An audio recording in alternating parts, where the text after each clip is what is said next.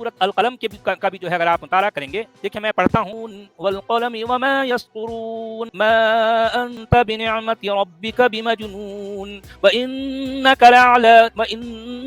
لك لاجرا غير ممنون فستبصر ويبصرون بأيكم المفتون۔ لوگوں آپ لوگوں نے جو ہے غور کیا، میں نے یہاں ایک کام کیا، وہ جو آیت نمبر 4 ہے میں نے اس کو اومٹ کر دیا۔ اس کے معنی و مفہوم میں کوئی فرق آیا؟ نہیں، بالکل نہیں، بلکہ لفظوں کی جو ترتیب ہے، جو اس کی رنانیت ہے، اس میں بھی کوئی فرق نہیں آیا۔